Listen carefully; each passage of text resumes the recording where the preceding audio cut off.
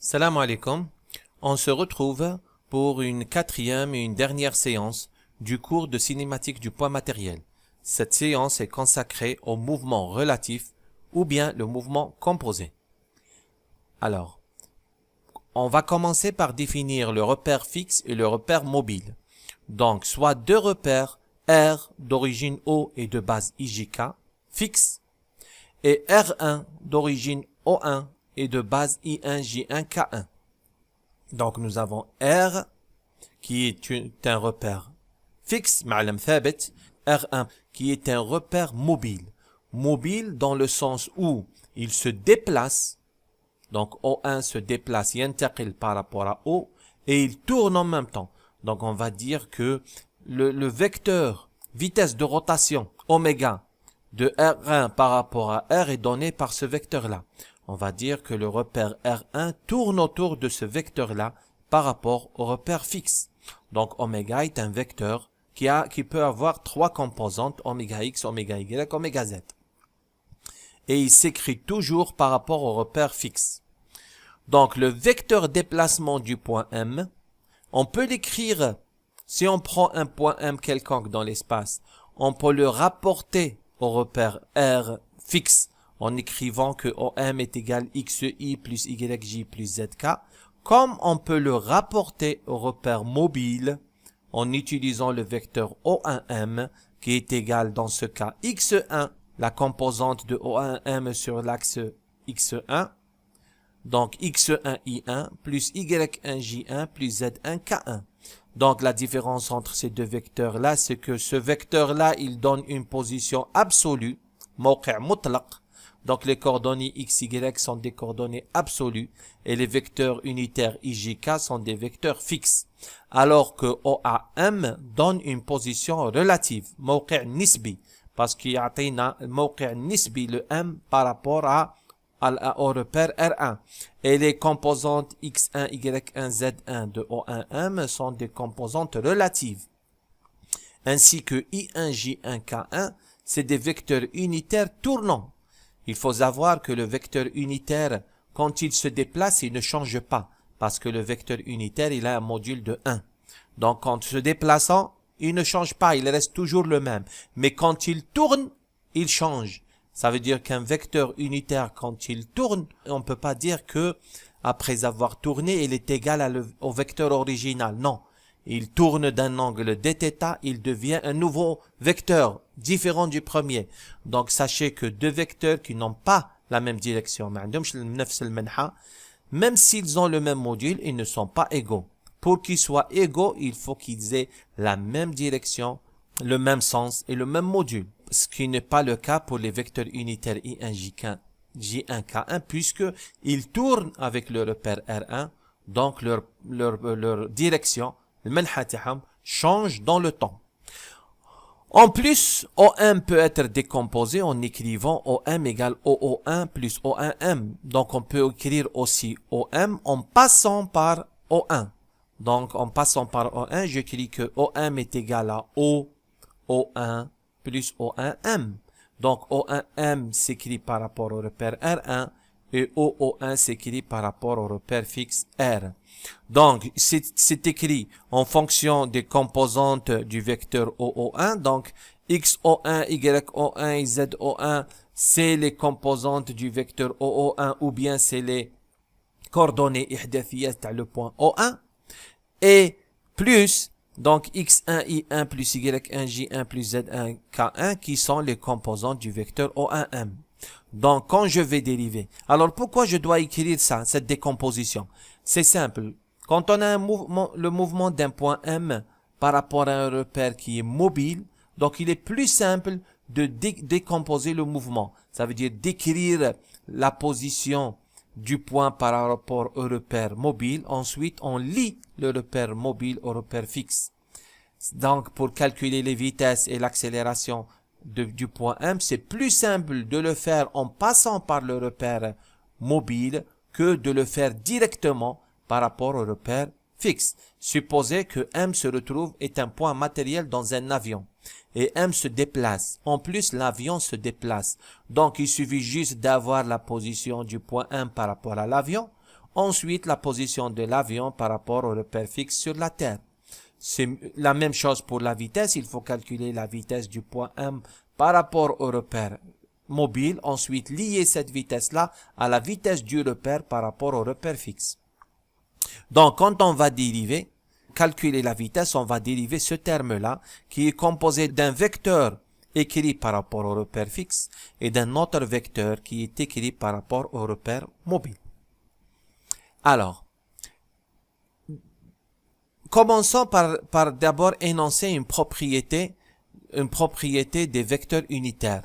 Alors, quand on a une base I1, J1, K1 tournante par rapport à une base fixe IJK et le vecteur rotation c'est oméga. Donc là, quand on calcule la vitesse de I1 ou bien de J1 ou bien de K1, ce n'est que oméga vectoriel I1, oméga vectoriel J1, oméga vectoriel K1.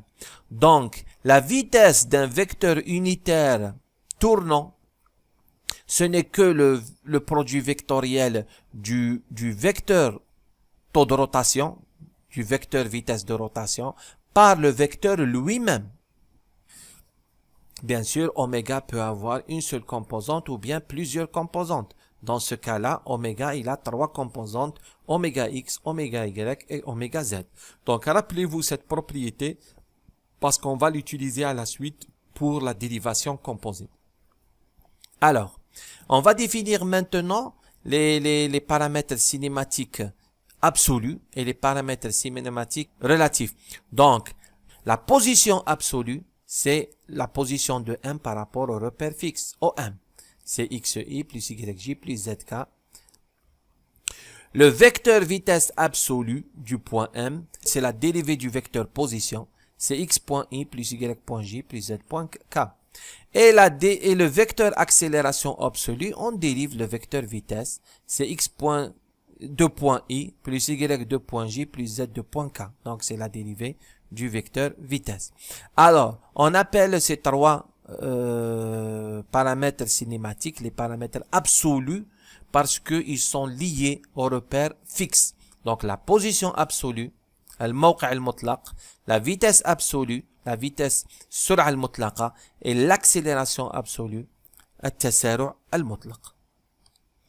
Maintenant, je vais prendre le vecteur O1M qui est écrit par rapport au repère mobile R1 et je vais le dériver pour avoir sa vitesse mais par rapport à R qui est fixe. Donc je sais O1M c'est X1 I1 plus Y1 J1 plus Z1 K1 et je vais le dériver par rapport au temps et ceci par rapport au repère fixe. Donc ça me donne la dérivée du premier fois le deuxième. X.1 I1 plus Y.1 J1 plus Z.1 K1. Maintenant, je vais prendre le premier, je dérive le deuxième. X1 DI1 dt plus Y1 DJ1 dt plus Z1 DK1 dt. Et on va appliquer la relation qu'on a vue avant. Donc, on va revenir en arrière. On va appliquer cette propriété. Donc, pour DI1 dt, DJ1 dt et DK1 dt. Je reviens à mon slide. Donc, DI1 dt, c'est oméga vectoriel I1. DJ1 dt oméga vectoriel J1 et DK1 dt c'est oméga vectoriel K1.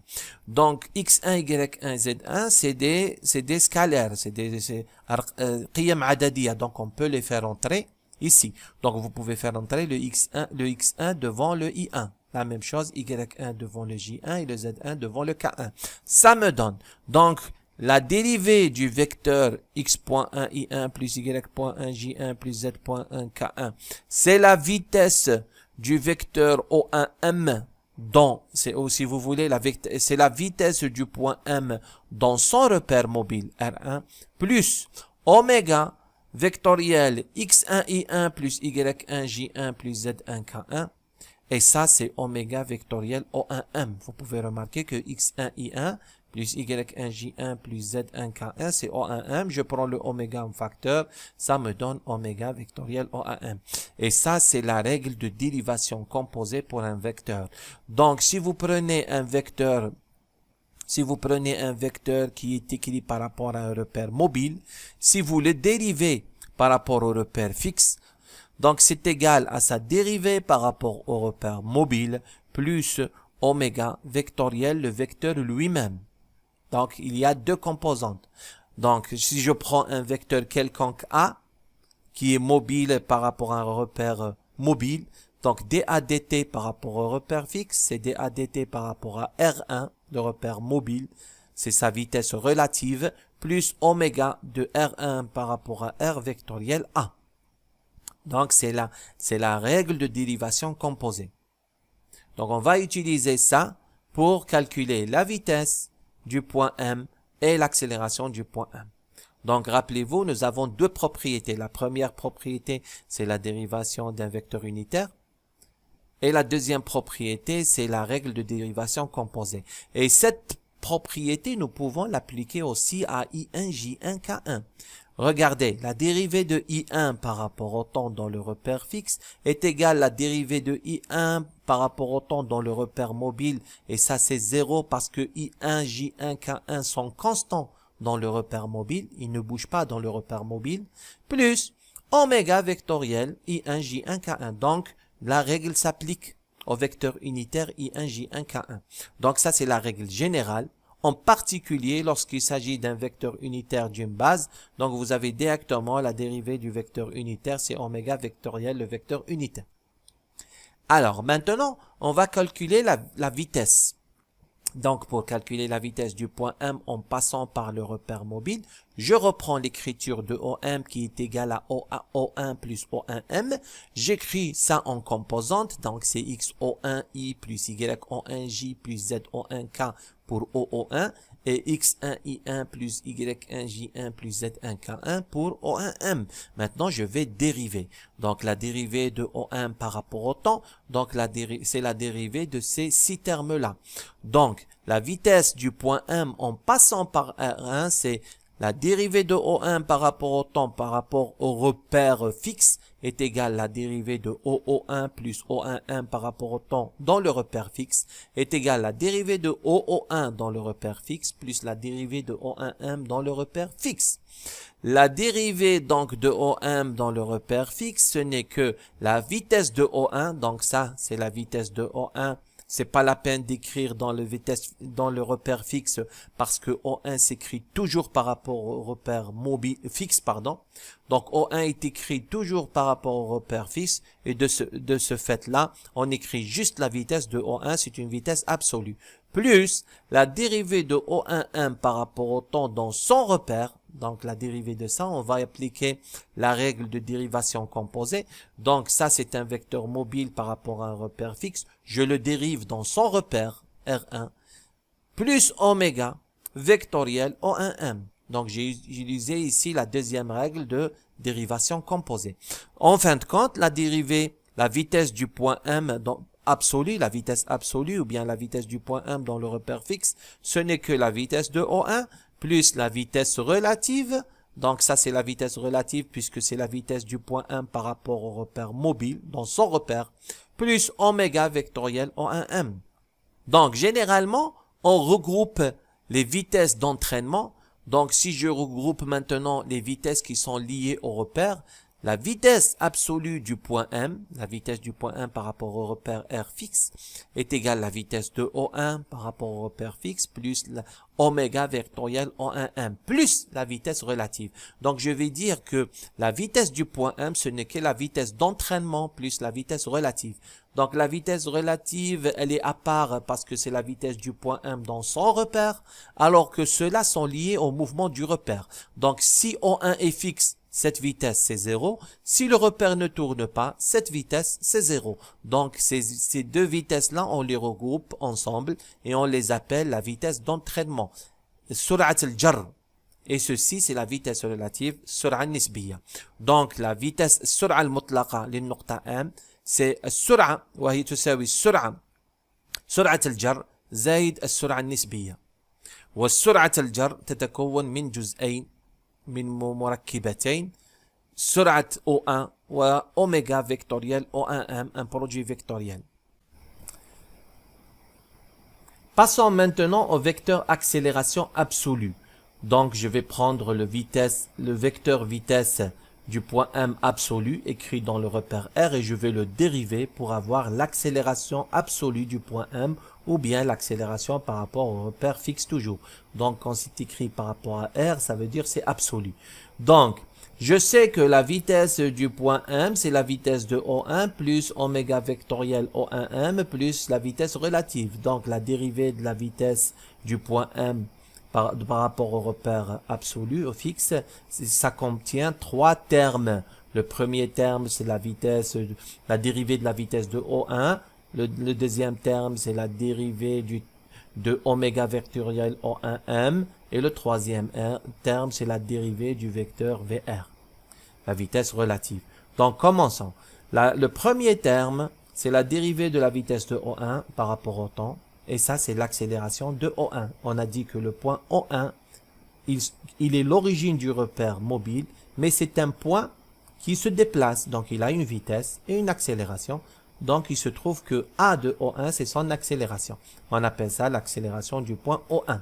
Deuxièmement, nous avons la dérivée de oméga vectoriel O1M par rapport à temps. Je vais dériver en utilisant la formule de la dérivation composée. Donc, premièrement, c'est la dérivée de oméga par rapport au temps vectoriel O1M plus oméga vectoriel, la dérivée de O1M, donc on l'a vu avant, donc la dérivée de O1M, si je reviens en arrière, voilà, la dérivée de O1M, c'est la vitesse relative, la dérivée de O1M dans son repère, plus oméga vectoriel O1M. Je retourne à mon slide. Donc, la dérivée de O1M par rapport au temps, c'est égal à la vitesse relative, c'est la dérivée de O1M dans son repère R1, plus oméga vectoriel O1M. Donc, et le troisième terme, la dérivée de la vitesse relative par rapport au temps, donc la vitesse relative est un vecteur mobile qui se déplace dans son repère R1, donc sa dérivation, je vais lui appliquer la formule de dérivation composée. Donc, c'est la dérivée de VR par rapport à dt.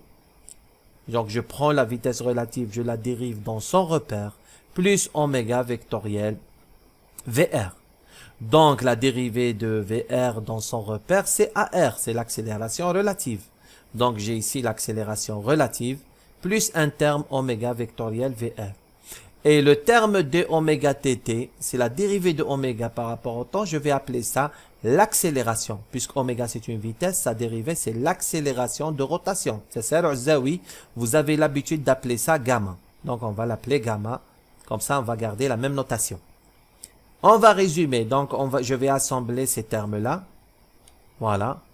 Donc l'accélération absolue du point M, c'est le premier terme plus le deuxième plus le troisième. Je fais je rassemble les termes, c'est l'accélération de O1 plus gamma, qui est la dérivée de oméga par rapport au temps vectoriel O1M, plus l'accélération relative, qui est la dérivée de la vitesse relative par rapport au temps, plus 2 fois oméga vectoriel VR, la vitesse relative, plus oméga vectoriel O1M. N'oubliez pas de mettre les parenthèses ici. Si vous ne mettez pas les parenthèses, ça vous donne 0 parce que oméga vectoriel oméga, ça sera 0. Donc, c'est oméga vectoriel, parenthèse, oméga vectoriel O1M. Alors, maintenant, je définis les différents termes. A de O1, c'est l'accélération de O1, l'accélération du point O1. A de R, c'est la dérivée de la vitesse relative dans le repère R1, c'est aussi la dérivée seconde de O1M, le vecteur position du point M par rapport au repère mobile R1, on appelle ça l'accélération relative. Et gamma, c'est le d oméga par rapport à dt, on appelle ça l'accélération angulaire de R1 par rapport à R. Je regroupe les termes, donc A, l'accélération absolue du point M, c'est l'accélération d'entraînement, plus l'accélération relative, plus l'accélération Coriolis. Donc, l'accélération relative, c'est ça. Donc, ça ne change pas. Maintenant, l'accélération d'entraînement, c'est l'accélération de O1, plus gamma vectoriel O1M, plus oméga vectoriel O1M. Donc, ça, c'est lié à l'entraînement, le jar. Donc, si le repère n'a pas d'accélération, si le repère mobile n'a pas d'accélération, ça, c'est 0. Si le vecteur vitesse oméga est constant, donc ça, c'est 0. Et nous pouvons avoir ce terme nul lorsque, par exemple, oméga et O1M sont parallèles. Donc, il y a des cas où les termes s'annulent. Ça, c'est l'accélération d'entraînement parce qu'elle est liée au mouvement du repère mobile. Et là, le dernier terme, 2 fois oméga vectoriel VR, qu'on appelle l'accélération complémentaire ou de Coriolis. Voilà, ceci termine le cours de cinématique du point matériel. Alors, je vous laisse ici deux liens Internet. Donc, le premier est un lien vers une page Wikipédia qui parle de l'ingénieur mathématicien français Gustave de Coriolis. Donc, ça vous donne une idée sur le comment de la découverte de l'effet Coriolis. Et le deuxième lien est un lien YouTube vers une vidéo qui vous démontre l'effet Coriolis avec des expériences très simples faites au niveau de l'équateur en Afrique. Voilà, merci pour votre attention. Salam alaikum.